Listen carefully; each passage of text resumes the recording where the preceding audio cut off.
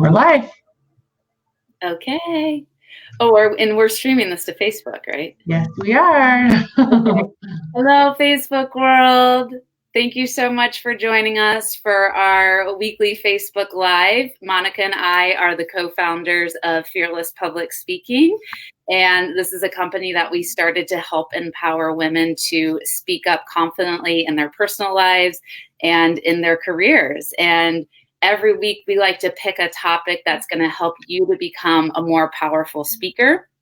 And so today it's going to be all about receiving feedback without having a meltdown or getting triggered. And something that was actually really surprising for Monica and I was when we were running our Fearless Public Speaking Academy this fall, we would ask the women for feedback of, how is the course going for you and what has felt like a struggle. And all of the women said receiving and giving feedback was the hardest part of the course, which I blew my mind away. I thought it was going to be actually public speaking. I thought it was going to be getting up in front of a virtual in-person audience and sharing your message, but that is not where the fear lied. It was all in feedback. And so Monica and I are both personal coaches. We work with clients one-on-one, and this is a topic that we also work with our clients around as well, because as we found, when you start playing bigger in your life and you start putting yourself out there more, you're exposing yourself to other people's feedback and opinions and ideas and fears and worries. And so today we really want to help you to feel prepared on how to expect that feedback and what to do when you get it, so that way it doesn't take you out of the game. It doesn't make you have a meltdown and then you give up on your big dream or your work, or it's so easy to go into that all or nothing story. So we want to prevent that from happening today. So what we're going to do next is we're going to talk about our own personal relationship with feedback and, where we were at before doing this work and where we're at now. So I'd love to hear from you first, Monica, and then I'll jump in. So prior to doing all this personal development work, what was your experience like with receiving unsolicited feedback? I think when I was younger, it was more defensive and feeling like you don't even hear the good stuff. You only hear the bad stuff. And then you just want to take in anything bad and you get really self-deprecating and like, I suck. I'm not good at anything. And it's easy to move in that shame spiral. It was actually through managing a team of other trainers in my corporate job that I was able to reframe my view on feedback. And I would always encourage my team. We would do teach backs with each other, whether that was virtually. My team was across the country, so we did a lot of virtual trainings or in person. And I was very adamant about giving positive feedback first, so that people have time to assimilate that and acknowledge what they're doing well, because that's the part that gets skipped so often these days. We automatically go to, oh, this was no good and this needs to change and all of these things. And then moving into a space of just give one thing, one thing that they could do differently. And so we're going to talk about that as well, not only receiving feedback, but also how to give feedback to set that example that you want other people to emulate, so that they see you doing it and then they're doing the same thing. Definitely. Yeah. And for me, before I started working with coaches, whenever I would receive feedback, I would just feel like I would just get this icky feeling in my body, like I'm a bad person. I fucked up. I did something wrong. And I immediately made it all about me. And I couldn't even separate myself from the feedback or look to see what it really meant. I wasn't at this neutral place. I was responding emotionally, and that's exhausting and it's disempowering. And now, it's from a place of ego too, right? Like that's all the ego speaking. Totally. Yeah. My ego was bruised and I was hurt, and it's just not a good place to be in. Because like I said, it really does. It takes you out of the game. And so now where I'm at with receiving feedback, and we'll talk about some steps today that you guys can all implement, but I really just I pause for a moment it's funny because this actually happened the other night. I was preparing for my Toastmaster speech. And when I do that, I always do a Facebook Live to practice with my virtual audience. And I always ask for feedback on there. And one of my guy friends messaged me afterwards, and I saw the message pop up, and he said, I have some feedback for you on your speech. And like the minute I saw that, my heart started to race.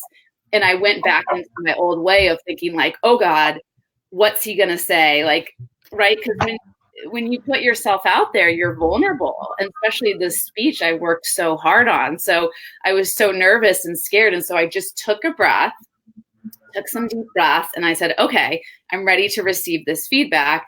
And then I read through it, and it was actually really beautiful, kind, and positive words, but I like was totally psyching myself out. And so it just goes to show like it can be so scary to receive feedback. But so the place where I'm at with it now is I really like, again, I make sure that it's not like about me. And I really say like, okay, what's this person trying to tell me? Who's the person giving me feedback? And I take myself out of it and look at it from this neutral position. And it feels so much better doing it that way. And so that's why we're excited to teach you all today how to be able to practice this important skill as well. Definitely. Yeah. So did you want to, Monica, take it, unless you had anything else to add, did you want to start taking it into our steps of how to receive feedback? Yeah, I can definitely talk about it. And Krista actually started us off there with that first step of pausing and taking deep breaths and giving yourself a second to just center. Because what we know is that feedback is coming from the eye of the beholder, right? You don't have to accept all of it, and you don't have to reject all of it. I know I've used that phrase before that I learned from my old boss, but you shouldn't neglect all of it either. So there are probably pieces in it that are valid or that you can take and use, and maybe pieces that you want to ignore. But give yourself that space to just pause, take a deep breath. And then when they give you the feedback, the one and only acceptable response to receiving feedback is thank you for the feedback, or thank you for your feedback, however you prefer. Right? It doesn't matter whether you agree with it or not. It doesn't matter whether you disagree with it. Thank you for the feedback, because somebody did, if you think about it, put it on the other side of the coin. Somebody went out of their way to give you this feedback, and whether it came from a negative or a positive place, they also put themselves out on the line to reach out and give you this feedback, not knowing how you would receive it. So remember, you don't have to respond at all or right away. Okay, so the next piece is to step away if you need to. And you can always tell them, look, I need some time to think this over. Let me get back to it. I'm ready to discuss it. I want to process it a little bit. And then step away, spend some time thinking about it, write about it, talk about it with somebody else. If you need to go vent because it feels yucky, go vent in a safe space, get it all out of your system. And then when and if, because if you don't get to a good point and it doesn't feel good to go talk to them about it, then you don't have to.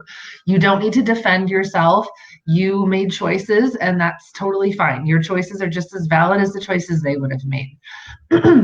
And if you do get to a space where you'd like to discuss it with them and get more of their opinion, then spend some time asking questions for clarification. There's not a lot of value in getting defensive for why you did something the way that you did, but there is value in saying, okay, you gave me this constructive feedback and you said that I did this one thing and that didn't land for you. Can you talk to me about where are you coming from with that? What's been your experience with it? Or what is it that you would have liked to see differently? And then you can understand more where that person is coming from, which gives you space and trust within that person so that they know how to interact with you in the future too. And it just sets up this really beautiful place of trust for them to know how to give you feedback in the future. So another thing too that's really important is if someone gives you generic feedback, always ask for specifics. When I was managing my team of trainers, especially if feedback comes to you third party, which is the worst kind of feedback. I actually worked at a church where the pastor there said that if he ever got complaints and they were anonymous, he would just throw them out. He's like, if you don't have the guts to put your name on this, then I'm not passing it on. That's not valid. And I respected the hell out of that, because we should own up to our own feedback. We'll talk a little bit about internet feedback versus in-person feedback too, because on the internet, we can all hide behind our screens. But in person, you've got to put a name behind it, or it's really not that valid. I don't accept or pass on feedback if it's general. So let's say I had my team of 7 trainers, and let's say I had someone come to me and say, this trainer did this thing, or not even did this thing, but this trainer isn't very nice. Okay, can you expand on that? Well, no, just overall, they're not very nice to me. And I would tell those managers who would say that, I will not pass on your feedback unless you can give me a specific instance. Because if we don't know of a specific instance, we can't make a change based on that scenario. So if someone gives you general feedback and was like, yeah, it just didn't feel very good. I mean, you can ask questions for it to be more specific, but if they can't get there, then thank you for your feedback. Move on with your life. Yeah, I wanted to add something to that, Monica. It's really important that we don't take responsibility for when people give us general feedback. And so it's really important that, for example, you all are running a group program, a group coaching program, and you ask people at the end, how did this experience go for you? And they're like, oh, I didn't really like it that much. And then all of a sudden you're thinking like, oh my gosh, I have to change everything, or I have to never run this again because they didn't like it. And right, we go to this kind of like big dramatic place in our mind. And so then it's really important, again, put the ball back in their court and say, okay, can you give me one example of how you would make this better? Again, really make them step up to the plate, make them take responsibility, and again, give you that specific feedback. And I always like to say, choose one thing. What's one thing that you would do to make this program better for future participants? So I just think that's really important, and an important lesson I've learned recently. Definitely. And I love the one thing too. And that's also when we get to giving good feedback, that's another way you can set people up for success and how to give you feedback is to ask them to think of, tell me one thing I did well and one thing that would have made it even better. I like that positive verbiage too. That's something I would use with my team is I really emphasize with them the importance of how you phrase it. So one thing you did really well was, and one thing you could do that would make this even better is. That still makes constructive feedback feel even better. So again, I know we're going back and forth between receiving and giving, but that's something where you can even ask other people to give you that kind of feedback in that positive way and set them up for success. Mm-hmm. So I know that Krista's got some questions for us to think about too. One thing I want you to remember before I transition over to Krista is remember that feedback is rarely ever personal about you. We all have our own life experiences and opinions and ideas based on the things that have happened to us in our lives, what we've done. A lot of times I've seen that feedback comes from a place of protection, of self-preservation. Maybe I'm watching someone else and I know that I got on stage and I did this thing that they are doing right now. And I'm like, oh no, I remember how that felt and I don't want them to feel bad. So I'm going to give them this feedback so they don't do that. And they don't feel how I felt. So just remember that mostly it's not about you. It comes from the perspective of that individual human being, their life story, what they came from. So Krista, I know you had some ideas around self-care from, is that a book called Wonder Over Worry?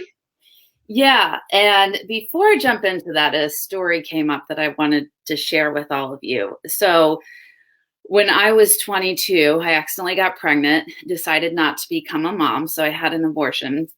And it took me a long time before I could start talking about that story publicly because I was afraid of getting negative feedback because it's a very controversial topic.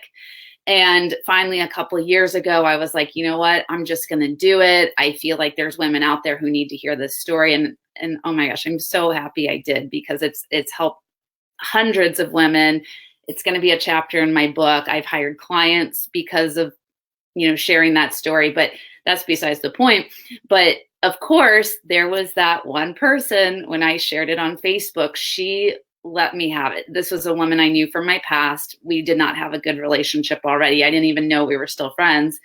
And she just tore me down, right? She was like, you're such a sick person. I can't believe you would do something like this. You should die and go to hell. Like, just really aggressiveness. And then she ended up sharing something about, like, I had a daughter around your age and I can't ever imagine not having her. And so, like, of course that was really intense feedback to receive, but then I also had to like pause and say, okay, what happened in her life to feel? There's a lot of anger here. This is not about me.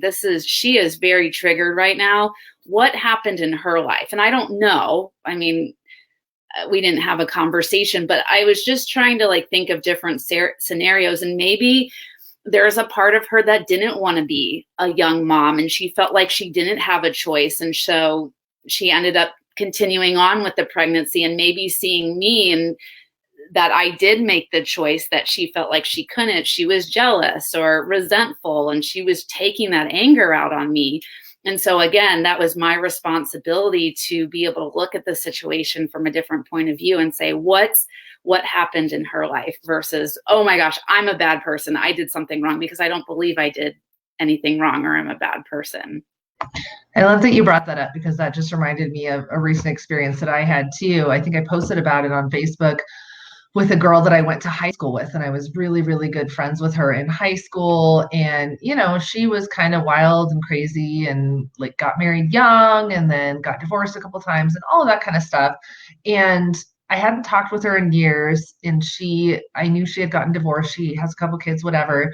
And I had messaged her because I was thinking about her, and I said, hey, what's up? What's going on? And I told her where I was at in life. I told her that I was polyamorous, and, I had a boyfriend who was a wife, who was a boyfriend, blah, blah, blah, blah, blah.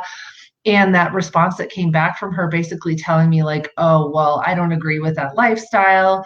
And you and I can hang out, like we can go to a coffee shop, but I don't want you around my boyfriend or my kids, and I don't want your boyfriend around. And it just was like a stab in the heart, because at first I was like, who the hell are you, based on what I know of your past and where you were at and all of the things that you did that a lot of people judged you for. And then I stopped and thought about, what? That's exactly where this is coming from.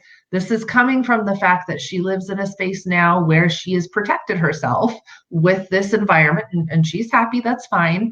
But maybe there is some of that element of, oh, you're living this life, and that brings up some wounds of mine that I haven't processed.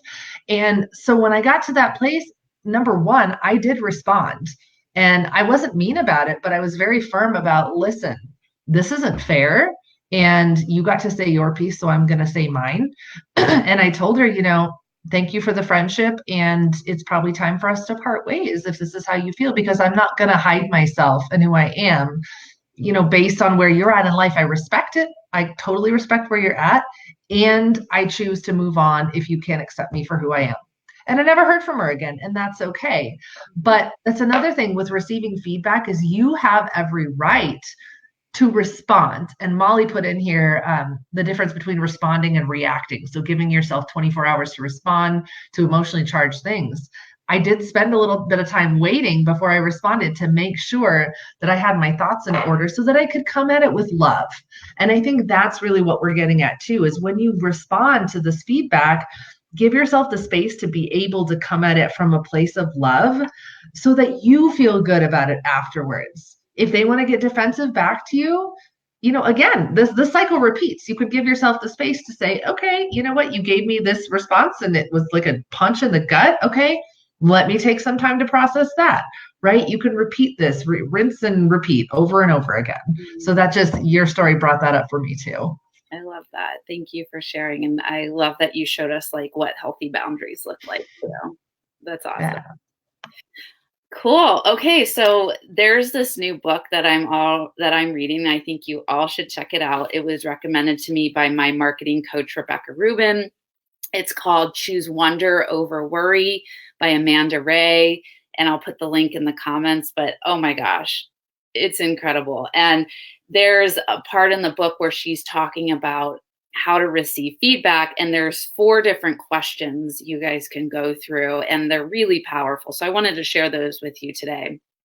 So the question first, and then this is, again, right, this is you receive feedback, you haven't responded yet. So you're going to use these questions, like do some journaling, do some self-care before you would respond back. And the first one is, do we have shared values? The next one is, am I inspired by what they've overcome, where they've been, and where they see themselves going? Do I feel relatedness? Do I feel a connection with their soul? Question number 3. What need are they looking to have met in sharing this advice with me? Do they want to be heard, validated, right, respected? Are they looking to reduce their own anxiety? Or are they sharing it from a place of love and wisdom? Question number 4, and I'll post all these questions. Does their perspective and lens feel true for me? What resonates with me? What do I want to take with me? And what do I want to let go of? And I love all these because for me personally, like you're in control here. You have a filter. You get to decide what feedback you take into your life and what feedback you reject. And for me, I really only take feedback now from people that I respect and I admire, and they've gone where I want to be going. So I look up to them in my life as a role model, as a mentor, right? And if it's someone that's when someone tries to give me feedback about my life or my business, and they're not a coach, or they haven't done a TED Talk, or they haven't traveled the world, right? They haven't done these things that I aspire to do. I'm probably gonna say thank you for your feedback and then kind of toss it out the window after that, which is okay because it's not useful for me. Like, just for example, when I was getting ready to travel around the world for 2 years and become like a vagabond, all these people are like, oh, don't do it. It's so dangerous out there. You're gonna regret it. The people who've never even left the country before. And I'm like, what? How are you giving me this advice right now? How do you even... It was mind-blowing to me that people felt that they could give me this advice when they had never even left the country before. So yeah, I love those questions. And again, we'll post those for you all. We'll post the link to the book and the exact questions so you can look through those and really decide if you're going to be using this feedback or not that someone's just given you. Yeah. And what I really like that one about, are they looking to be right? I was just telling Krista, I'm reading Dr. Wayne Dyer's book on the power of intention. And there's a question in there that he says, when you're reframing your thoughts about, is your need to be right greater than your need to be happy? And I think that's a powerful question to ask is, okay, do they need to be right? Can I release this by allowing them to be right in their mind, right? Because them being right in their mind doesn't mean they're right in your mind. But will it be productive for you to have a conversation with them about this, and that could potentially turn into some kind of debate, healthy or otherwise? Or is it okay to just let them believe that they have made an impact with what they said and just move on? So I don't know about you, but I'm working on choosing happy from here on out and not choosing right. I can be right in my own mind and I don't need to compete with them for rightness. So I wanted to also throw on the other side of the coin on some just quick ideas about giving good feedback. And this is great because setting the example for what you expect from other people in giving them feedback is going to help them see, oh, this feels good for me to receive feedback this way. So in turn, I'm going to use this method to give feedback. So the first thing is always ask permission to give feedback. Okay. Now you're going to get unsolicited feedback from people, and that can be kind of triggering for some people. And that's why you want to practice some of these self-care steps that we've talked about before. But if you want to set the example that you want to see, ask permission first. Hey, I have some thoughts on how you could make some changes to that speech that would make it even better. Are you open to that? If they say no, wash your hands of it. Okay. This is, again, letting go of your need to be right over the need to be happy. There's no need to push that feedback on them, but give them the power to choose, or put them at choice, as we say in the coaching world. Mm-hmm. The next piece I've covered a little bit already is be specific, no generalities. Okay. Don't make them guess or wonder what it is that you're talking about. Or don't make them feel overwhelmed. Because if you're not specific and you're general and you're like, well, your tone was kind of off, that makes it feel a lot more personal. That makes it feel like I sucked in general. My tone sucked. Maybe it was just like one sentence that was a little off, and I could tell you that, hey, your tone was a little flat there. And maybe if you bring that energy up, it could be so much more impactful. I know I've given Krista that kind of feedback before, and we've worked through it, right? So being specific about it is so important. Start with something you loved and then give them one thing to work on. And again, I always say 1-to-1 ratio, because you can go back later. If people liked the feedback and they incorporated it and they used it, they may want more from you. When you start getting good feedback that's useful, you crave more from other people. So if you can start from a place of a 1-to-1 ratio, it's not too overwhelming. So, hey, you know what? You had such great and powerful presence during that last presentation. Like, I could just feel your energy vibrating off of that stage, and you could see everyone around was really resonating with it. One thing that would make it even stronger is if, when you're talking about something more serious, maybe you let your tone be a little bit more serious and you give some pauses in there. And then the next step of that is to ask what's coming up for you about the feedback I gave, or what questions do you have about it? How can I support you? Be willing to engage in the discussion with them by asking that question at the end. Don't just land it, because that sets it as a statement of fact. I am the expert. You don't know what you're talking about. I gave you this feedback. This is how it is. Now, give them the feedback and then ask, because you could come out with a new perspective yourself after all of that. So really just lead by example and show others how to give you that good feedback that you want in giving the same good feedback in return. Mm-hmm. And the thing that was coming up as you were talking to Monica is it's all about trust.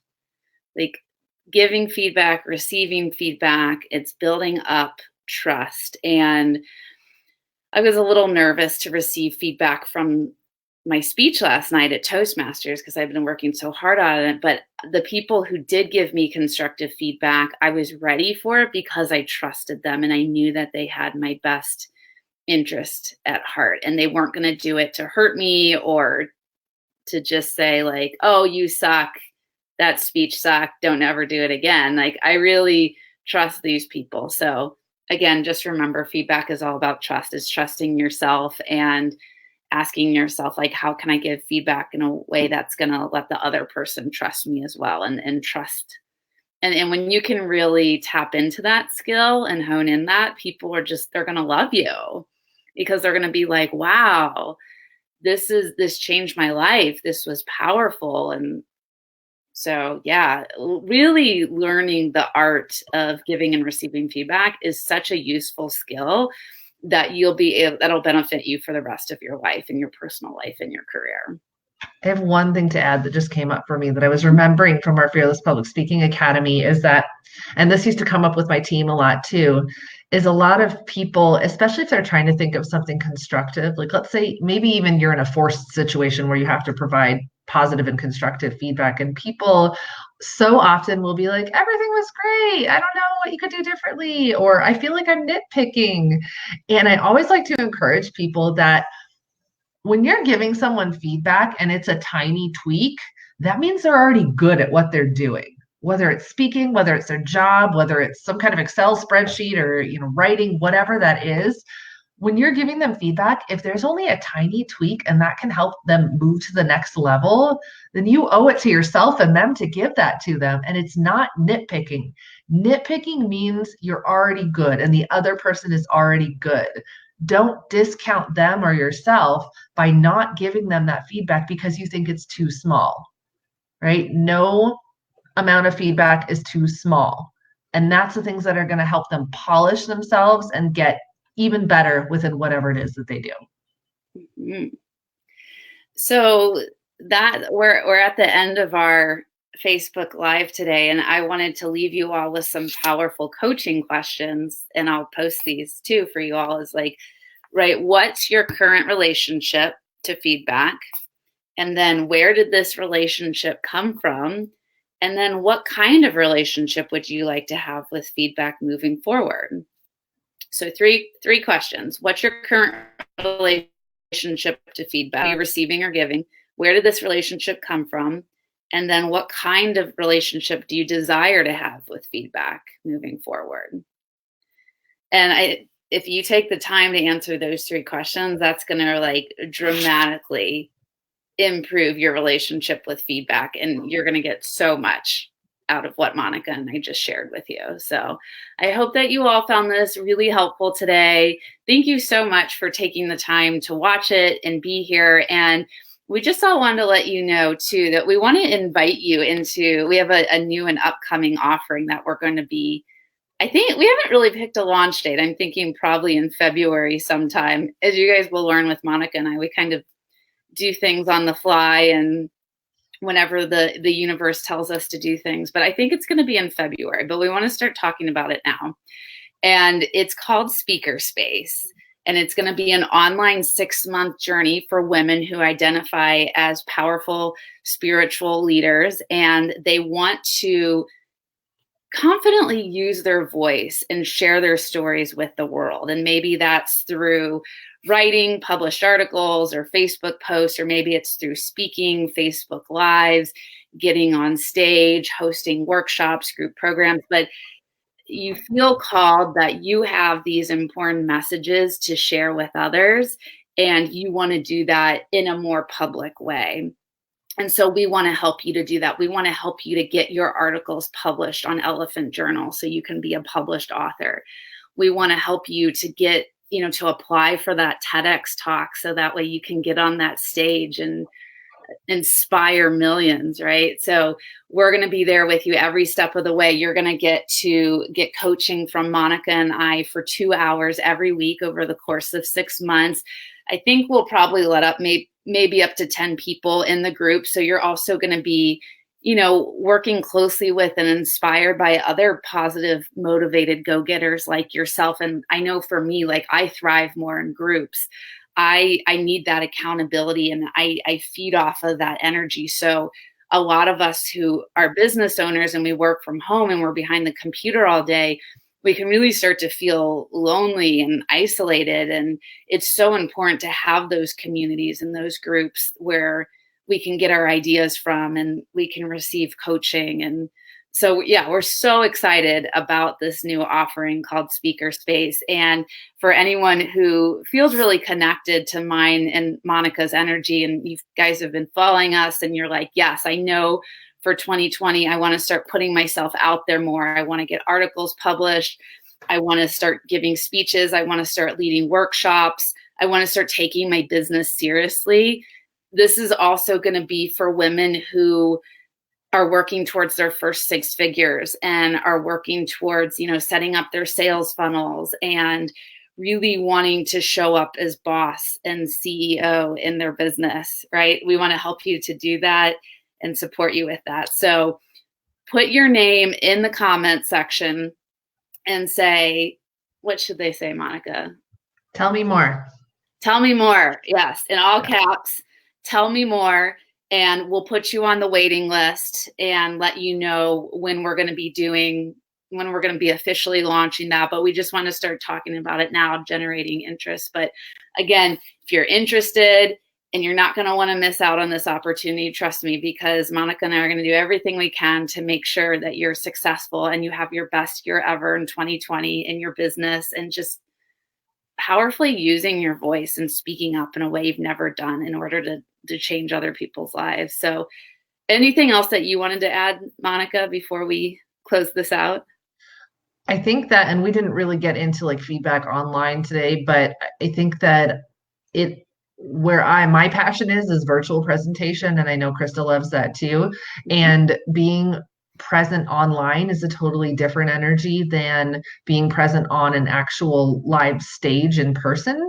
And so that's where we also want to support you, is not only getting on stage, that's part of it, but also getting on this stage right here, putting your face out there, getting visible in your articles or your content, and just showing up. Because Krista and I both know like dreams don't work unless you do. I've got a little plaque over there that says that. And if you don't show up and you don't put yourself out there, especially your face, because that's a different energy and people feel your energy when you put your face out there, then you're selling yourself short, babe. Like you won't make it as far in your business if you are not putting your face out there. People don't just buy products and services, they buy people. And so we want to help you figure out how to put yourself out there in a way that feels awesome and that gets you the results that you want. So that's what the space is all about. You know, even if you're someone who's been through our academy and you're like, I'm ready for the next step, this is the next step. If you're someone who still wants to do that, like we'll have offerings for that too. But this space can be for anyone, beginner to advanced, but people who are just super ready to up level in their business and life. Yeah. And two more things too is like Monica and I talk to a lot of women every week who are like, oh, I want to be a speaker. I really feel called to be a speaker, but then they don't do anything beyond that. And so just saying you want to be a speaker, it's not going to be enough. It doesn't work that way, right? And so why speaker space is going to be so valuable for you is it's going to require you to show up every week. And Monica and I are coaches. We know how to compassionately push people outside their comfort zone and to stretch them so that they can meet their goals. And we're professional goal setters, right? That's what we help people to do. So I think that's going to be the biggest reason why people sign up for speaker space. That's why I joined Toastmasters originally a year ago. I was like, okay, I want the accountability of knowing that I need to show up every week and I'm going to have the space to practice my speech, practice my Facebook Live, knowing that I'm going to get feedback from people that I trust and knowing that I'm going to be inspired by the other people around me who have the same goals as I do. So that accountability piece and the feedback we're going to give you is going to be the most valuable parts of speaker space. And then on top of that, because we're super generous and we wanted to make this deal even sweeter, is you're going to get access to all of our other offerings for Fearless Public Speaking. You're going to get a free spot in our academy in the spring. This is a $1,500 program. We'll talk more about that later. But so you're going to get a free spot in our public speaking academy. You're also going to get half off our next retreat. Our next retreat's going to be in Colorado at the end of September where Monica lives. It's going to be so healing and powerful and incredible. And so it's this cool little like VIP club where you guys are going to get access to all of our offerings. And trust me, Monica and I are on fire right now. We have so many courses and programs and like really cool shit that we want to create. And you guys get, you know, special deals and access to all of that when you join Speaker Space. Yes. Yeah. So as you can tell, we're super psyched. We're super pumped about it. Again, let us know in the comment section in all caps, say, tell me more. If you're interested, you want to be put on our waiting list. So that way you can be the first to know when we officially launch this, because we're only going to let probably 10 women into this. We want to keep it small and intimate so everyone gets the, really gets the attention that they deserve in this program. And yeah, that's it. That's all we have for you today. So thank you so much for joining in. This was so fun. And I'm trying to think what we're going to do. Are we doing a Facebook Live next week, Monica, or are we doing our workshop? I don't think we've decided yet, so it'll be a surprise. So stay tuned for whatever we decide to do next week. It'll either be a workshop or it'll be a Facebook Live, but we've got our retreat coming up at the end of this month. So stay tuned for Krista and I doing a Facebook Live together at that point in Florida. And yeah, we'll be back with you next week. See you next week, one way or another. Bye. Bye, everyone.